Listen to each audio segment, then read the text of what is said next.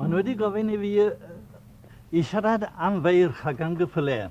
Fe maged un y wlad yng nghanol creaduriaid, gwartheg, defed, chyffylau o bob math, ond mae'r rhaid cyfaddau mae y ceffyl yn enwedig y march yw'n hoff anifel I wedi bod erioed.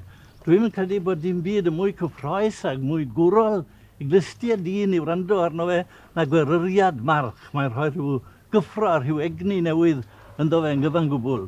A pan o'n i'n grwt yn y wlad, oedd hewl fawr yn hybio yn tu ni, a pe clwn I farch yn gweryri, doedd ddim gwneud pi mor bell bydden ni oedd I wrth yr hewl fawr o'n i'n gwneud amdani fel bran dros gloddiau a pob ryw rwystyr arall. Wel, y march wy'n dal I benne ar hyn o bryd, ydy'r march enwoca yn ei fryd ei hunan ym Mhryden Fawr. Mae'n 4 blwydd oed nawr, Downland Chevalier ydi enw, a Mrs Cuff o Cilbrynau Aberteifi ydi berchenau. Pan oedd hwn yn flwydd oed, mae'n illodd y wobr ucha ymryd merlod Pryden Fawr I gyd.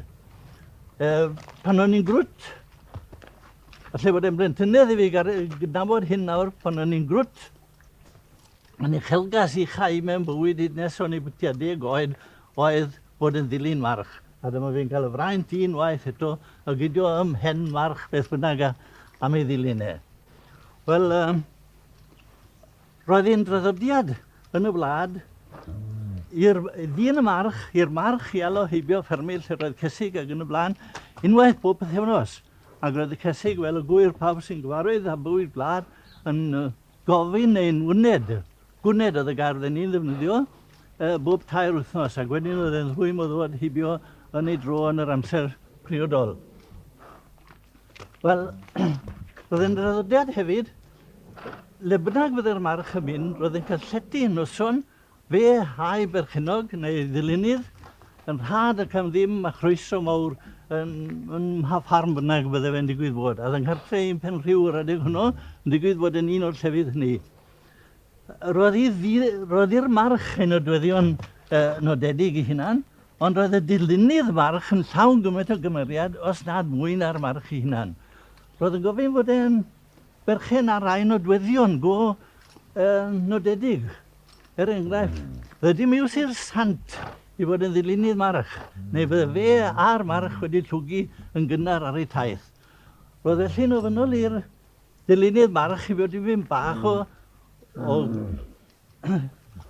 yn ffrostiwr, rhicwr oedd y gair gyda ni'n y de, dyn yn camol I bethau da fe hunan, a gorchwyl y dilynydd march wrth gwrs oedd codi clod I farch ei hunan, peth oedd gyda I roi ar werth.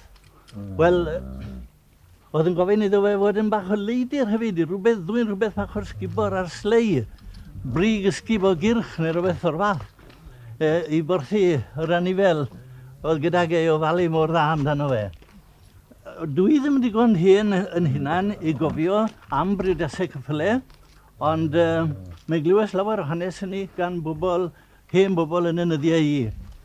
Ac yr arfer yr adeg hwnnw oedd bod briodas wrth gwrs fel rheol yn digwydd yn Eglwys y Plwyf, ac yn gyntaf bydde'r briodas gartre y drosodd, mae'n ras gwyllt rhwng perchenogion y cyffylau o'r tu allan, a sawl gyrheiddau'r tŷ ar gefen I geffyl gyntaf oedd ei gael y braint o roi cysan cyntaf i'r briodasferch, a hefyd gael peint da o gwrw gyda ni.